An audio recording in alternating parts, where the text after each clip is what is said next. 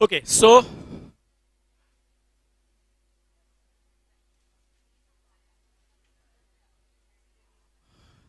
Material costing, इसमें practical sums भी है, थियोरेटिकल भी है, दोनों कंसेप्ट है, बट ये छोटा टॉपिक है। पहले कंसेप्ट समझ लेते और उसके बाद हम लोग लिखेंगे। सो इसमें initially we have to understand a technique जिससे हम लोग मटेरियल का कॉस्ट कम कर सकते हैं। Material cost is a significant cost in today's competitive world. Profit बढ़ाने का तरीका क्या है? सेलिंग प्राइस बढ़ाना अपने हाथ में नहीं होगा, क्योंकि कंपटीशन है, तो सेलिंग प्राइस बढ़ा नहीं पाएंगे, तो कॉस्ट को कम करना पड़ेगा। सो कॉस्ट में material cost is an important cost. अगर इसको मैं कम कर सकता हूं कोई टेक्निक से, तो मेरा प्रॉफिट बढ़ेगा, और ये बिजनेसमैन का टारगेट होता है। ठीक है, so how to reduce material cost, उसके कुछ टेक्निक्स है, जिसमें सबसे पहला टेक्निक है इकोनॉमिक ऑर्डर क्वांटिटी। ठीक है, ईओक्यू। ठीक है, ना ये क्या कैलकुलेट करता है? It calculates the quantity, how much quantity we should order. Raw material को कितना क्वांटिटी ऑर्डर करना चाहिए which is the most economical. मतलब समझो, अगर मुझे साल भर में 1 लाख रॉ मटेरियल चाहिए, 1 lakh KGs of raw material, वो मुझे परचेस करना है, तो किस तरह से परचेस करना चाहिए? 10,000 केजीज करके 10 बार ऑर्डर करना चाहिए, 1 लाख हो गया। या 20,000 केजी करके 5 टाइम्स, या 50,000 केजी का 2 टाइम। समझा मैं क्या बोल रहा हूं? 1 लाख खरीदना है, 10,000 का 10 बार खरीदू, कि 20,000 का 5 बार, के 50,000 का 2 बार, कौन सा मेरे लिए सबसे सस्ता होगा, वो हम लोग कैलकुलेट कर रहे हैं। So it calculates how much quantity we should order which is the most economical. तो इसके लिए फर्स्ट विषय वी हैव टू अंडरस्टैंड कि कॉस्ट मतलब क्या होता है। 3 तरह के कॉस्ट होते हैं। एक होता है परचेस कॉस्ट। परचेस कॉस्ट तो मतलब 1 लाख केजी खरीदना है, समझो 10 रुपए आप कॉस्ट प्राइस है, परचेस प्राइस, तो मेरा परचेस कॉस्ट कितना हो गया? 10 लाख। 1 लाख इंटू 10, ये तो सिंपल है। तो ये परचेस कॉस्ट क्या होगा? मतलब quantity purchase, annual quantity purchase बराबर है, इनटू परचेस प्राइस। जितना क्वांटिटी पूरे साल में खरीदना है इनटू परचेस प्राइस, वो मेरा परचेस कॉस्ट। ये समझ में आया? दूसरा कॉस्ट होता है ऑर्डरिंग कॉस्ट। अब ये क्या होता है? जब भी हम लोग ऑर्डर करते हैं प्लेस, ठीक है, तो मेरे कुछ खर्चे लगते हैं। क्या? समझो, अगर पहले तो मैं अगर इंटरनेशनल ऑर्डर कर रहा हूं, तो मुझे समझो इंटरनेशनल कॉल्स करने पड़ेंगे, सो उसके जो भी आईएसडी चार्जेस लगेंगे वो। जो उधर जब ऑर्डर किया, तो वहां से इधर लाने का कुछ कॉस्ट लगता है, उसको हम लोग क्या बोलते हैं? Carriage inward. ये तो पता है ना? तो अगर बताओ, मैं साल में एक ही बार ऑर्डर करूंगा, तो एक ही बार मेरा ट्रांसपोर्टेशन कॉस्ट लगेगा, और 10 बार करूंगा तो 10 बार लगेगा। So does this cost depends on the number of orders, तो ये भी ऑर्डरिंग कॉस्ट है। तीसरा, वो एक बार इधर आ गया, तो अगर समझो वो फूड आइटम है या कुछ भी है, उसका मुझे क्वालिटी चेक करना पड़ेगा कि वो बराबर क्वालिटी का है कि नहीं। तो अगर कुछ भी, जैसे अभी मालूम बीच में आया था कि कुछ इंडियन कंपनी ने, आईटीसी कंपनी ने वीट एक्सपोर्ट किया था टर्की को, और टर्की ने रिजेक्ट कर दिया। मतलब उन्होंने चेकिंग किया होगा, they found it to be not of the good quality, and therefore they rejected, which was actually that's a political issue, but वो खराब नहीं था, because Turkey has a problems with India, इसलिए उन्होंने रिजेक्ट कर दिया। And then the same wheat Egypt had taken, and that too at much better price. So वो तो अपने लिए तो ज्यादा अच्छा ही हो गया, but what I am trying to say, हर कंट्री ऐसे चेक करती है, करेक्ट? तो वो चेकिंग के लिए भी जो कुछ कॉस्ट लगता होगा, भाई कोई चेकिंग का इंस्पेक्टर बुलाएंगे, उसको कुछ पेमेंट करना पड़ता होगा, कुछ केमिकल्स यूज होता होगा, तो वो सब खर्चे को ऑर्डर करने पे लगता है, तो वो सब कॉस्ट क्या होगा? Ordering cost. तो इसमें क्या क्या आ गया? एक तो कैरेज इनवर्ड आ गया, और वो टेलीफोन चार्जेस आ गया, और inspection charges. Is this clear? और थर्ड है कैरिंग कॉस्ट या होल्डिंग कॉस्ट। अब ये क्या होता है, गुड्स आ गया, उसको मुझे यूज करना है 1 महीने बाद, क्योंकि नॉर्मली कोई भी आदमी एडवांस में खरीद के रखता है, हम लोग घर में भी यही करते हैं, जो भी ग्रोसरी आइटम्स होती है, तो आज बनाना है तो अभी थोड़ा ऑर्डर करते हैं। नॉर्मली क्या होता है, पहले से ऑर्डर करके रख लो, एटलीस्ट 2 दिन पहले 3 दिन पहले कुछ तो ऑर्डर करते हैं ना, तो 3 दिन तक स्टोर तो करना पड़ता है। तो वैसे कंपनी को भी जितना रॉ मटेरियल खरीद रहे वो पहले से परचेस करके रख रहे, समझो 1 महीने बाद यूज करेंगे, तो 1 महीने तक उसको गोडाउन में रखना है, स्टोर करके रखना है, तो उसका कुछ खर्चा होगा क्या, वो जो वेयर हाउस का rent, that is godown rent. फिर और उस गोडाउन का सिक्योरिटी लगाना पड़ेगा, समझो एक्सपेंसिव आइटम है तो बाहर कोई वॉचमैन गार्ड होगा, तो उसका सैलरी, ये सब कॉस्ट। नहीं, गोडाउन का रेंट अगर भर रहे तो इलेक्ट्रिसिटी नहीं होगा, क्योंकि अगर मैं रेंट दे रहा हूं तो इलेक्ट्रिसिटी तो वो ओनर भरेगा ना। अरे मेरा गोडाउन होगा तो मैं रेंट नहीं भरूंगा, मैं फिर इलेक्ट्रिसिटी भरूंगा, दूसरे का है तो वो भरेगा इलेक्ट्रिसिटी, मैं तो कल रेंट दे दूंगा, बराबर है। देन और अंदर मेरा स्टॉक वैल्यूएबल होगा, करोड़ ऑफ रुपीस का, खराब हो गया, चोरी हो गया, आग लग गई, तो उसका इंश्योरेंस निकालते, तो उसका इंश्योरेंस प्रीमियम। फिर एक होता है ऑब्सिलेंस लॉस, मतलब स्टॉक अगर ऑब्सोलीट हो गया, ऑब्सोलीट हो गया मतलब ऑब्सोलीट हो गया, खराब हो गया या आउट ऑफ फैशन हो गया, बराबर है। सो वो नुकसान हम लोग को बेयर करना पड़ेगा। हम लोगों ने स्टॉक मंगा लिया, 1 महीने बाद यूज करने वाले थे, लेकिन मालूम पड़ा इस 1 महीने में वो ट्रेंड चेंज हो गया, तो वो स्टॉक तो वेस्ट हो गया, तो वो नुकसान भी जो हुआ, अगर ज्यादा पीरियड ऑफ स्टोरेज होगा तो नुकसान होने का चांस ज्यादा है, पेरिशेबल होगा तो खराब हो सकता है, फैशनेबल होगा तो आउट ऑफ स्टॉक हो सकता है, आउट ऑफ फैशन हो सकता है। सो ऑब्सोलेंस लॉस। और सबसे इंपॉर्टेंट,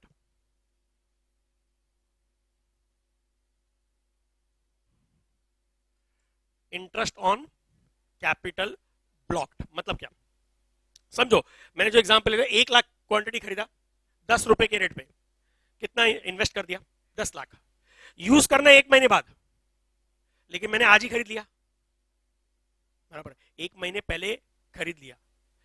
अगर मैं समझो उसको उसी वक्त खरीदता था जिस वक्त चाहिए, मतलब समझो मैंने परचेस किया 1 जनवरी को और यूज करना है 1 फेब को, इधर यूज करना है और इधर परचेस किया, तो इधर मेरा 10 लाख रुपए ब्लॉक हो गया।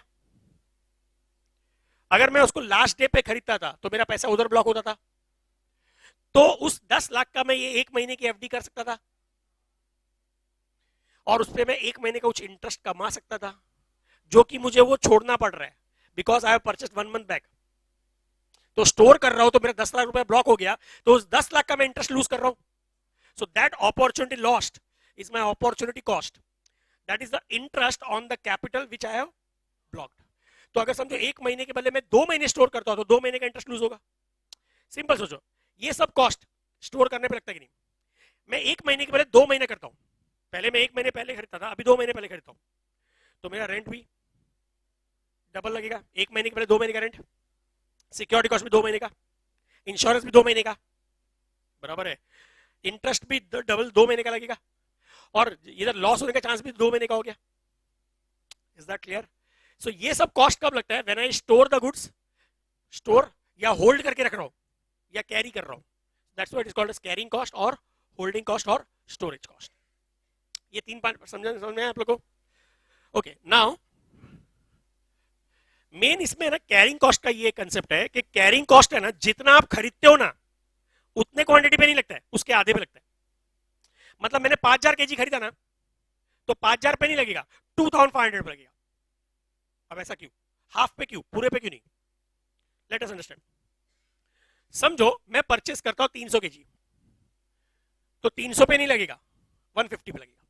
क्या, क्यों?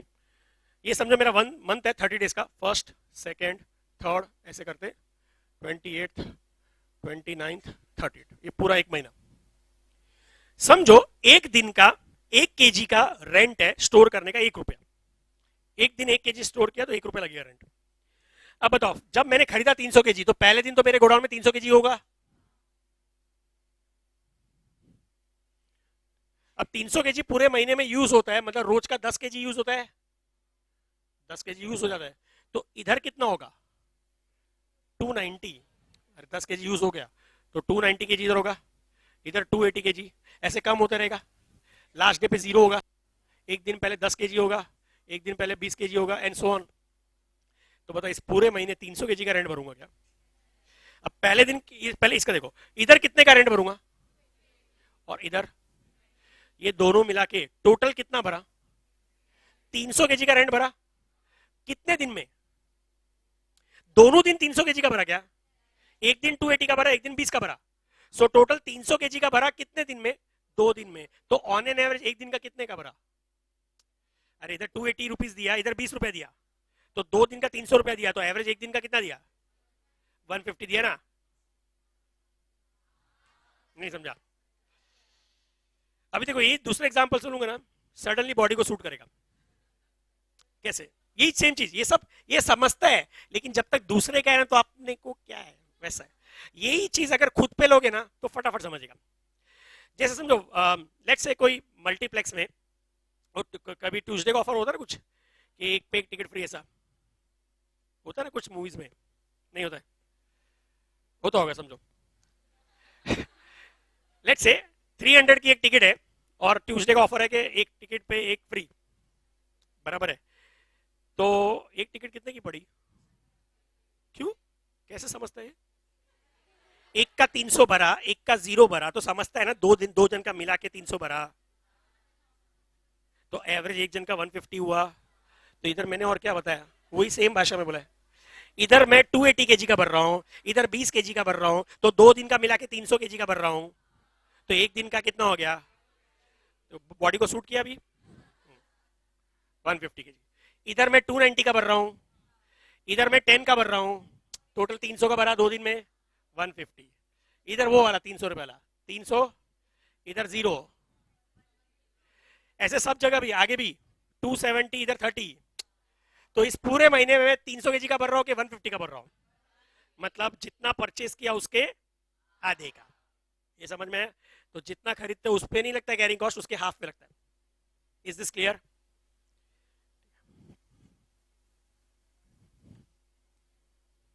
सीसी मतलब कैरिंग कॉस्ट।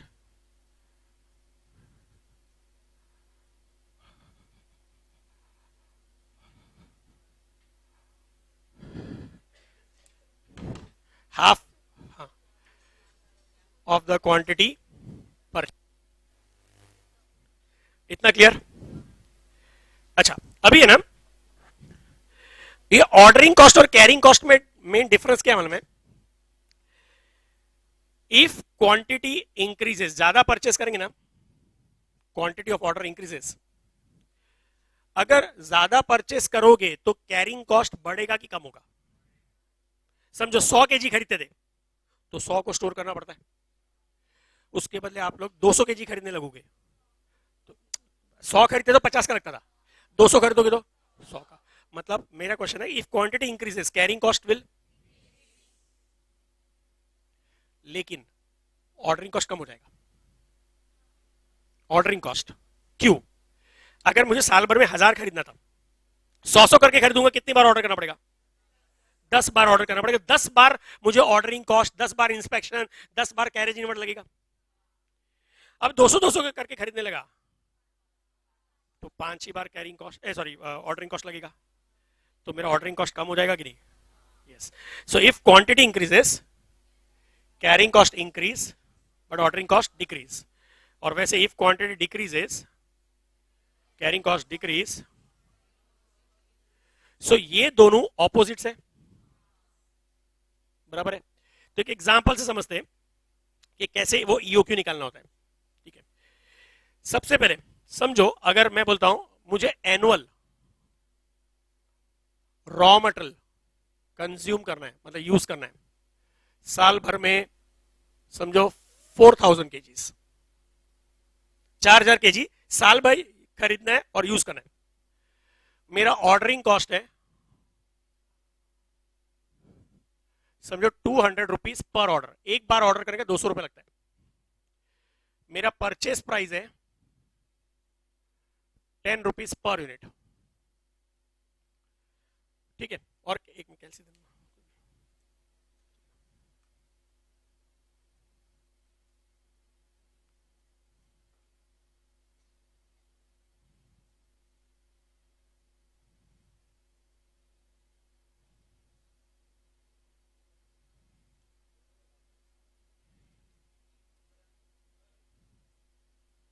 हाँ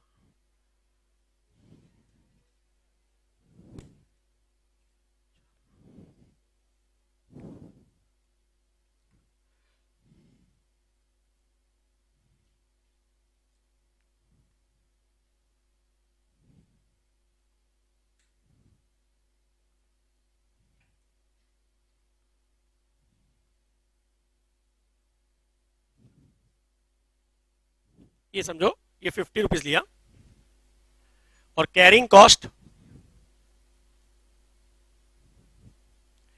इज 20% पर एनम। ठीक है, अब इन लोग पूछ रहे ये 4000 केजी खरीदना है, कितना? 200 200 करके, 500 500, 1000 1000, कितना क्वांटिटी ऑर्डर करना चाहिए? ऐसे तो ना मन हो जाए। तो अब है ना, इसका फॉर्मूला है, वो फॉर्मूला को मैं प्रूव भी करूंगा कि वो राइट है कि नहीं। इसका फॉर्मूला क्या है? ईओ क्यू का square root of 2AO upon C. बहुत सिंपल है, 2 इंटू ए कितना है? ओ 200। सी क्या होता है? देखो कैरिंग कॉस्ट है ना 20% है। अब समझते 20% मतलब क्या? इंटरेस्ट को ही समझते। एक यूनिट मैंने खरीदा तो कितने में खरीद रहा हूं? 50 रुपए में। तो एक यूनिट खरीदा तो 50 रुपए ब्लॉक हो गया। वो 50 रुपए ब्लॉक हो गया, उसमें मेरा इंटरेस्ट कितना नुकसान हो रहा है? तो 50 का 20%, 10 रुपया पर यूनिट पर एनम, ये मेरा कैरिंग कॉस्ट। 50 रुपए पे 20%, 10 रुपीज, बराबर है। अब करके देखो ये लोड,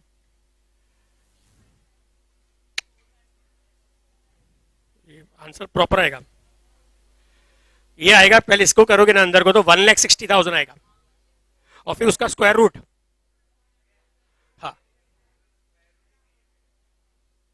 400 केजीज, तो 400 केजी आएगा। मतलब अगर हम लोग 400 400 करके खरीदेंगे ना, वो सबसे सस्ता होगा। अभी ऐसे कैसे? लेट अस सी कि 400 सस्ता होगा कि 400 से ज्यादा वाला कि 400 से कम। तो समझो मेरे पास ऑप्शन है, एक मिनट, ये पहले समझ में आया आप लोगों को? इसका कैलकुलेशन कैसे, कैलकुलेशन मतलब इसका फॉर्मूला बनता कैसे वो भी बताऊंगा। कैलकुलेशन आया नहीं आया? नहीं, ये समझाया नहीं है, ये खाली कैलकुलेशन समझा गया कि 1,60,000 आया अंदर, और उसका स्क्वायर रूट 400 के जी। अब वो पहले मैं आप लोग को ये प्रूव कर, 400 के जी सबसे सस्ता है इस तरह से खरीदोगे तो, और फिर ये फॉर्मूला का लॉजिक बताऊंगा।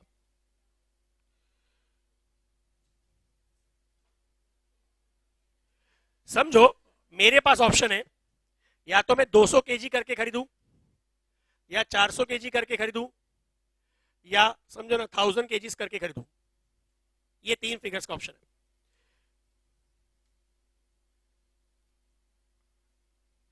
चलो मुझे बताओ, अगर मैं 4000 केजी खरीदने साल में, और मैं 1000 केजी का ऑर्डर करता हूं, तो नंबर ऑफ ऑर्डर्स कितने देने पड़ेंगे? 4। अगर 4000 केजी खरीदना है और 400 400 करके खरीद रहा हूं, 10 टाइम्स। 4000 परचेस कर रहे हो, 200 करके खरीद रहा हूं, 20 टाइम्स। ये समझ में आया? तो ये कैसे आया ये 3 फिगर्स आप लोगों को? What divide by what? 4000 divide by 200। इधर 4000 क्या है? ए, ए है ना, और 200 क्या है? क्यू। सो कहना is number of orders is a divide by Q. ये समझ में आया? तो मेरा ऑर्डरिंग कॉस्ट, एक बार का ऑर्डर करने का 200 रुपए लगता है, एक बार ऑर्डर करूंगा 200 रुपए लगेगा, तो 20 बार ऑर्डर करूंगा तो 20 इंटू 200, 10 टाइम्स करूंगा, 4 टाइम्स करूंगा। ये क्लियर? ठीक है। अब देखो, क्वांटिटी मेरा इंक्रीज होते जा रहा है, लेकिन ordering cost quantity increase, ordering cost decrease. अब कैरिंग कॉस्ट पूरे पे लगेगा कि हाफ पे लगेगा? 200 परचेस किया तो 100 पे लगेगा, एक का 10 रुपए तो 100 का 1000 रुपया, बराबर है। 400 खरीदा तो 200 पे लगेगा, 200 इंटू 10। 1000 परचेस किया तो 500 पे लगेगा इंटू 10। तो इसका फॉर्मूला क्या होगा? ये पूरे क्वांटिटी पे लग रहा है कि हाफ पे लग रहा है? इसके हाफ पे, मतलब Q डिवाइड बाई 2 पे लगता है, इंटू क्या किया? Is that clear? Purchase cost, तीन ही कॉस्ट है। परचेस कॉस्ट क्या होता है? Annual quantity into purchase price. Annual quantity कितना है? Purchase price. तो अगर मैं 200 करके भी 20 बार खरीदूंगा तो साल में तो 4000 केजी खरीद रहा हूं। 4000 केजी परचेस कर रहा हूं एट व्हाट प्राइस? 50 रुपीज। तो 4000 इंटू 50, 2 lakhs। इधर भी 400 केजी 10 बार खरीदूंगा तो 4000 केजी खरीदूंगा इंटू 50, 2 lakhs। 1000 केजी 4 बार खरीदूंगा, 4000 KG into 50, 2 lakhs। So what is my total cost? 2 lakh plus ये 2 lakh 5000,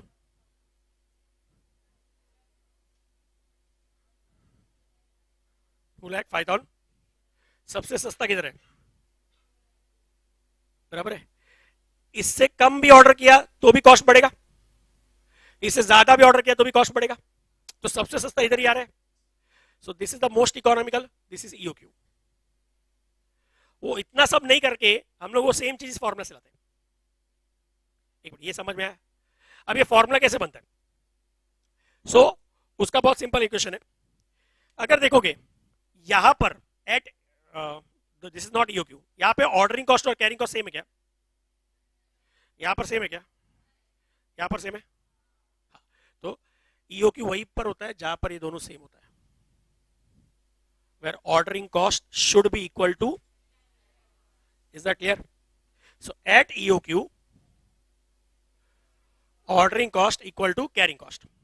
carrying cost का फॉर्मूला क्या है? ये कैसे आया? 20 into 200, number of orders into this ना। नंबर ऑफ ऑर्डर्स कैसे आएगा? A divide by Q. ये A डिवाइड बाई क्यू है ना, इसको किससे मल्टीप्लाई किया? 200 से मल्टीप्लाई किया। वो 200 क्या है? O। So A divide by Q into O, ordering cost equal to Q divide by 2 into C। ये 2 इधर जाएगा तो मल्टीप्लाई हो जाएगा, 2AO upon Q is equal to Q into C। Q इधर आएगा, 2AO is equal to Q square हो जाएगा C। C इधर लेके आएंगे तो यहां से निकल के यहां पे आ जाएगा, 2AO upon C equal to Q square. हमको Q चाहिए तो खाली क्या करना पड़ेगा? स्क्वायर रूट करना पड़ेगा। सो इस फॉर्मूला से जो क्वांटिटी आएगा वो सबसे इकोनॉमिकल होगा, इसलिए इसको ईओक्यू बोलते हैं। ये फॉर्मूला, ये समझ में आया आप लोग कैसे किया? अब बताओ, अगर समझो, एक मिनट रुको, before you solve, before you write down, let's say जैसे अभी लेट्स से कंपनी में किसी को ईओक्यू आता ही नहीं है, उन लोग क्या करते थे? 4000 केजी है ना खरीदते, लेकिन 800 केजी करके खरीदते थे, या समझो 1000 केजी करके खरीदते थे 4 बार। अभी उन लोग ये कर रहे थे तो अभी उनका खर्चा कितना लग रहा था? 2,05,800। अगर उनको सिखाएंगे कि ईओक्यू ये टेक्निक से अपना कॉस्ट बचता है, एंड इफ दे इंप्लीमेंट, तो यहां से यहां पे शिफ्ट होंगे तो कॉस्ट बच जाएगा। सो कॉस्ट बचेगा तो उतना प्रॉफिट बढ़ जाएगा कि नहीं? So this is one of the techniques how to reduce our material cost. ये कंसेप्ट समझ में आया? सो इसमें 2-3 पहले theoretical MCQ. Carrying cost is incurred on dash quantity. Carrying cost is incurred on dash quantity, full, half, double. Half, ये समझ में आया? अच्छा, अगर उन्होंने बोलते हैं if quantity increases ordering cost decreases, but carrying cost, तो देखो क्वांटिटी इंक्रीज हो रहा है, कैरिंग कॉस्ट इंक्रीज हो रहा है, लेकिन ऑर्डरिंग कॉस्ट डिक्रीज हो रहा है। Is that clear? ये समझ में आया? अच्छा, और interest is recorded under dash cost. Carrying cost. Is this part clear? मतलब ऐसे बहुत सारे थियोरेटिकल एमसीक्यूज। प्रैक्टिकल एमसीक्यू क्या होगा, ये सब चीज देंगे and they will ask you find EOQ, तो सीधा ये फॉर्मूला यूज करना है और आंसर लेके आना है और उस पर टिक करना है। Is that clear? ये एग्जांपल लिखने की जरूरत नहीं है, बस खाली ये लिख सकते हो EOQ equal to square root of 2AO upon C। ये फॉर्मूला लिख दो, where A equal to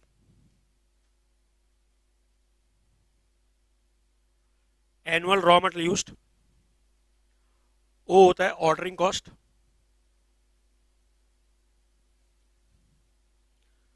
P इस फॉर्मूला में नहीं है लेकिन P यूजफुल है बिकॉज उसी का 20 उसका भी जो परसेंटेज होगा उससे कैरिंग कॉस्ट आता है। बट P का मतलब क्या है, परचेज प्राइस, और C इज कैरिंग कॉस्ट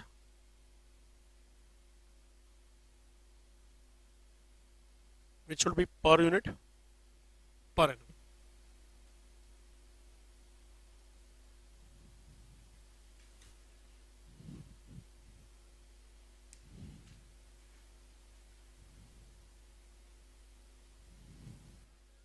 तो इसके बेसिस पे देखो क्वेश्चन नंबर 1,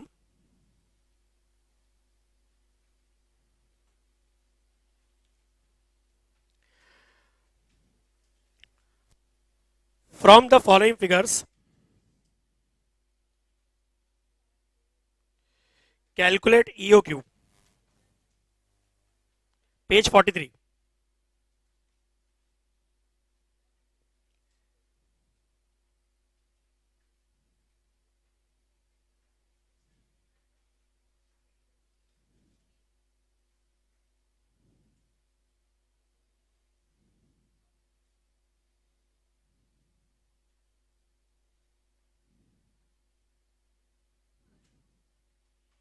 ओके मिला?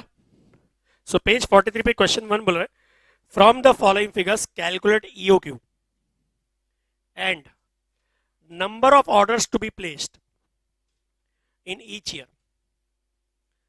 एनुअल कंजम्पशन ऑफ मटेरियल दिया है 4000 kgs, cost of buying per order दिया है 5, cost per unit 2 rupees per kg and storage and carrying cost is 8%। ये दिया। सो सबसे पहले ईओक्यू निकालना है, तो बताओ एनुअल कंजम्पशन मतलब ए दिया है, ये कितना है 4000, फिर cost of buying per order लिखा है, पर ऑर्डर, तो ये कौन सा कॉस्ट हो गया, ordering cost 5 rupees, cost per unit, एक यूनिट का कॉस्ट 2 रुपए है तो वो कौन सा कॉस्ट हो गया, परचेज प्राइस,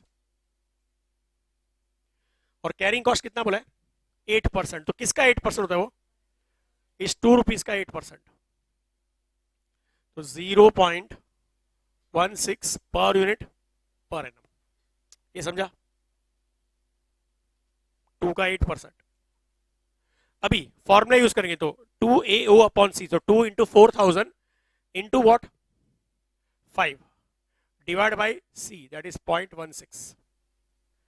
सो पहले वो इंटरनल पार्ट कैलकुलेट करो और फिर उसका स्क्वायर रूट, ये 250,000 आता है और उसका स्क्वायर रूट करोगे तो 500 केजीज आता है। ये ईओक्यू हो गया, ये समझ में आया सबको? अच्छा अब नंबर ऑफ ऑर्डर्स पूछा है, बताओ अगर 500 केजी करके खरीदेंगे तो 4000 केजीज के लिए कितना ऑर्डर, कितनी बार ऑर्डर करना पड़ेगा, 500 केजी एक बार में, ऐसे कितनी बार करेंगे तब जाके 4000 होगा, 8 ना, that is 4000 KGs divide by 8। Is that clear? हो गया सब। तो फिर उसके हिसाब से एमसीक्यू में आएगा ईओक्यू इक्वल टू डैश, तो 4 ऑप्शन में ये वाला टिक करना है, या पूछेंगे number of orders equal to dash. हाँ, एक यूनिट जब खरीदते हो तो 2 रुपए आपका ब्लॉक हो गया, तो वो 2 रुपए पे इंटरेस्ट कितना नुकसान हो रहा है, 8%।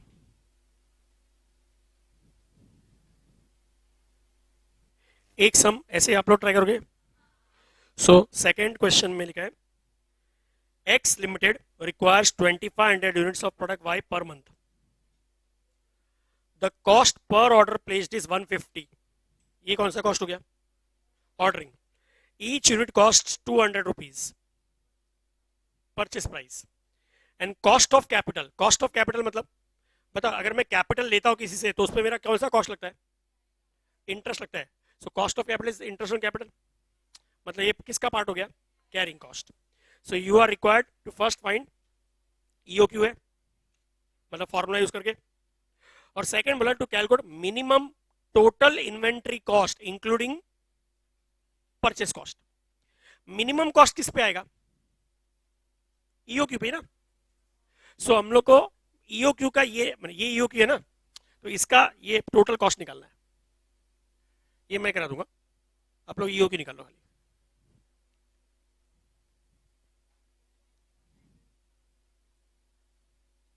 ईओक्यू निकाल सकते हो. सो पहले ए ओ पी और सी लिख के. आंसर सबको क्या आ रहा है? 144 समथिंग आ रहा है. अब देखो क्यों रॉन्ग है. सबसे पहले ए चाहिए, एनुअल रॉ मटेरियल कितना है? 2500. ए का मतलब क्या होता है? एनुअल. एनुअल मतलब साल का. और उधर 2500 यूनिट्स क्या दिए देखो, पर मंथ दिए ना, तो क्या करना पड़ेगा? इंटू 12.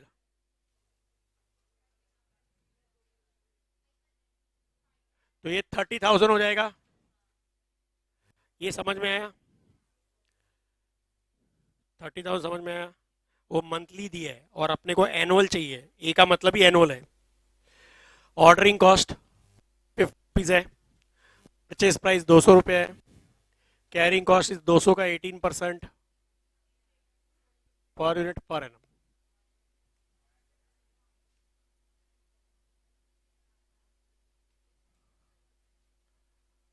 हाँ, ये कितना आंसर आता है? 500 यूनिट्स. ये ईओक्यू हो गया फर्स्ट पार्ट. इतना part clear? Is this difficult? A.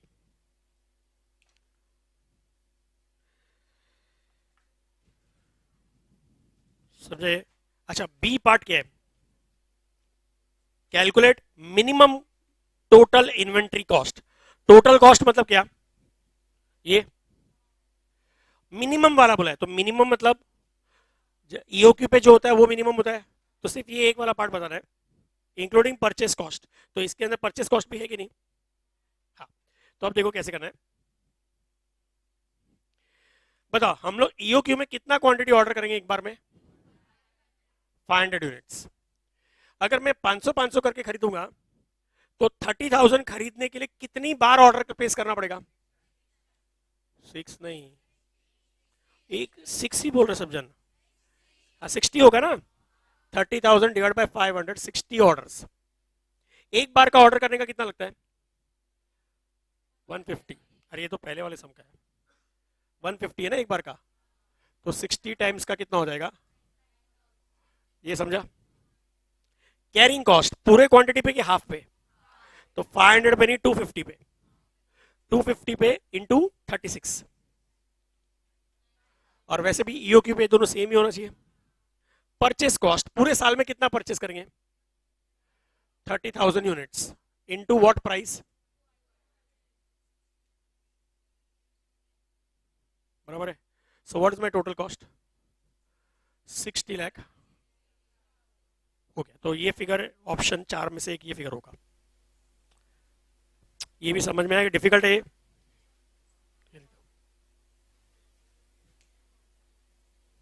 समझे? ये 60 ऑर्डर समझ में आया कैसे? 30,000 डिवाइड बाई 500.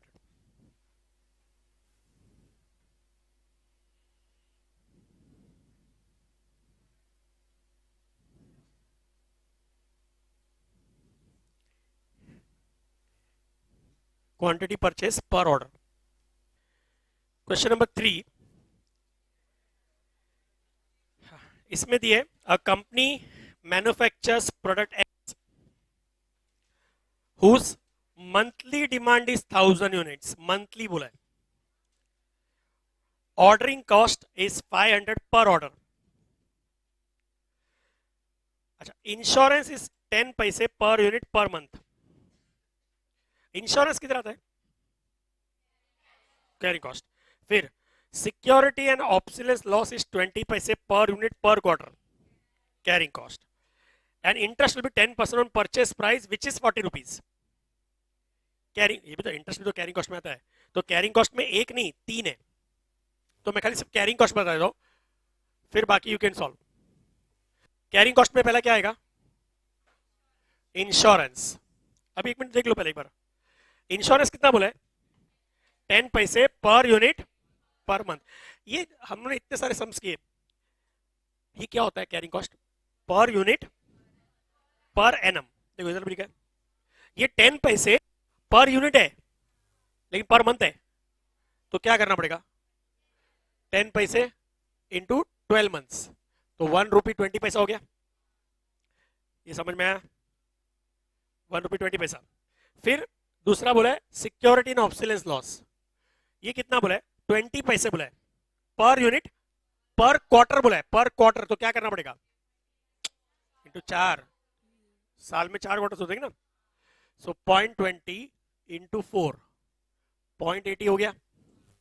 और फिर एक और है इंटरेस्ट, इंटरेस्ट भी है ना, वो कितना है?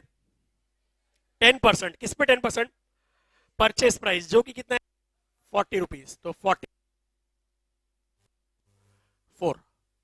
सो ये तीनों को ऐड करोगे वो अपना कैरिंग कॉस्ट हो जाएगा, तो 6 रुपीज पर यूनिट पर। अभी समझ में आया? 3 था ना, तो तीनों को ऐड किया, लेकिन तीनों को ऐसे ही ऐड नहीं कर सकते, एक पर मंथ है, एक पर क्वार्टर है और एक परसेंटेज है। तो पहले ये कैलकुलेट किया, और अभी खाली क्या कैलकुलेट करना है? You to calculate EOQ. देखो सब लिखा है बोर्ड पे, बोर्ड पे सब लिखा हुआ है।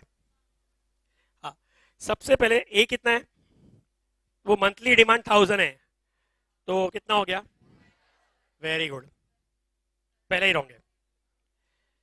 देखो फर्स्ट लाइन वापस पढ़ो, a company manufactures product X whose demand is 1000 units. Company manufactures product X, तो जो चीज बनाते हैं वो रॉ मटेरियल होता है कि फिनिश गुड होता है? और ये क्या है? Raw material. फिर एक लाइन है जो इसको यूज ही नहीं किया अभी तक, तो ऐसे ऐसे लग रहा होगा अंदर से कुछ तो करना है, वो करना था क्या? क्या लिखा है? 2 kgs of raw material are required per unit. एक फिनिश गुड को बनाने के लिए 2 kg रॉ मटेरियल चाहिए, तो 12,000 को बनाने के लिए 24,000, तो वो हो गया रॉ मटेरियल। देखो एक फिनिश गुड को बनाने के लिए, रुको, 1 finish good required raw material, तो 12,000 समझा? 12,000 समझा? उसको कितना? 24,000 kgs, ये हो गया annual raw material. Raw material word लिखा है। ऑर्डरिंग कॉस्ट तो दिया हुआ कितना है? 500।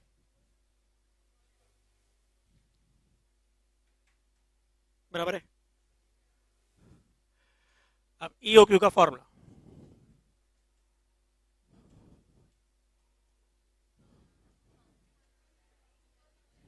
हाँ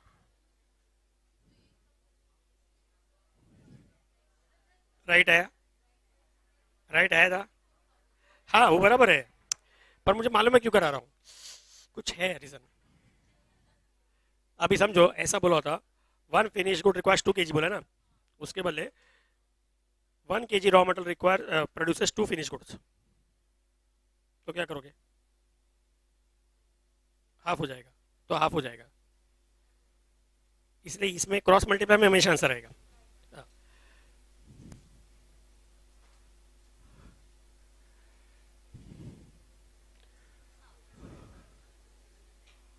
ये समझा? Understood this?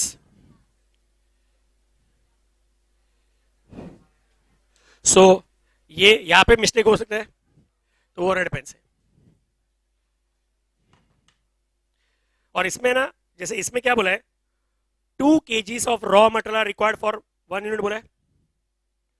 इसके बदले अगर ऐसा बोला होता, 1 kg of raw material produces 2 units, तो भी सेम हो गया ना। 1 kg of raw material produces 2 units. हाँ, तो क्या करते थे, 1 kg इधर और इधर 2 फिनिश गुड्स, तो 12,000 के लिए कितना आता था, तो फिर 6,000 हो जाता था। कुछ भी पूछ सकते हैं ना ऐसे तो। 1 फिनिश गुड रिक्वायर्स 2 kg, या 1 kg प्रोड्यूसेस 2 यूनिट्स। तो ये क्रॉस मल्टीप्लाई करके आंसर आता है, समझ में आया? ठीक।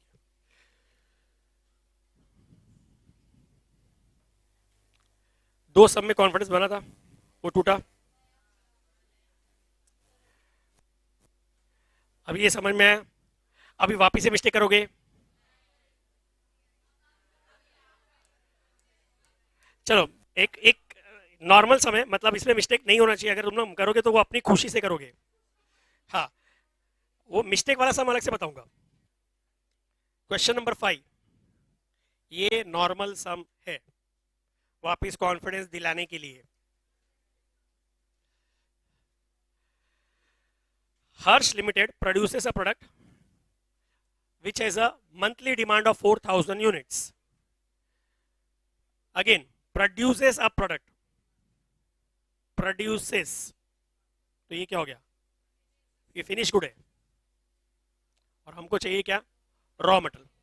तो आगे देखेंगे। The product requires a component which is purchased at 20 rupees per 20 rupees, तो ये क्या हो गया, purchase price. For every finished product 1 unit of component X is required, मतलब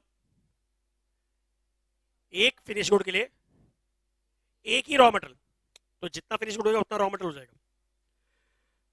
हाँ, सेम हो जाएगा। मतलब ordering cost is 120 and holding cost मतलब carrying cost is 10%. You are required to calculate EOQ first, and then if the minimum lot size to be supplied is 4,000 units, what is the extra cost company has to incur? ये मुझे ही कराना पड़ेगा, first कर रहा। At least EOQ निकाल सकते हो। अब ये रॉन्ग नहीं जाना चाहिए।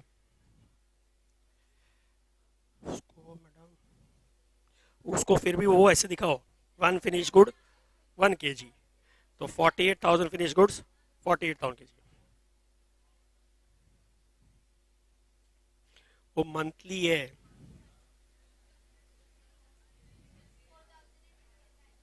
वो फिनिश गुड्स है 48,000, और उसके लिए 48,000 kg ही रॉ मटेरियल लगेगा। हाँ,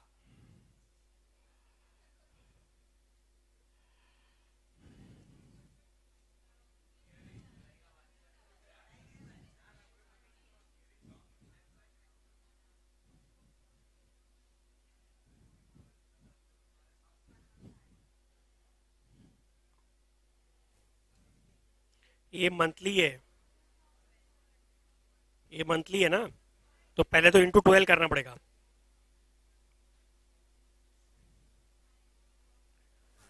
और फिर 1 finish good requires 1 raw material, ये बोला है। तो 48,000 फिनिश गुड्स, ये क्लियर, वही 48,000 आएगा। क्लियर। फिर परचेस प्राइस दिए 20 रुपीज, फिर दिए ordering cost is 120 rupees and carrying cost is 10%। तो किसका 10%, 20 का 10%।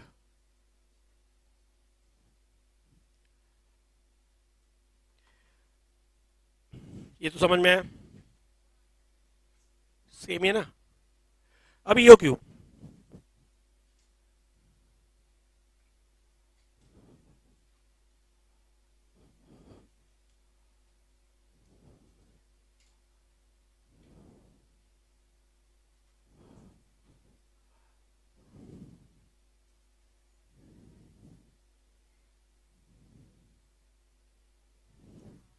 बराबर है, कितना आता है आंसर?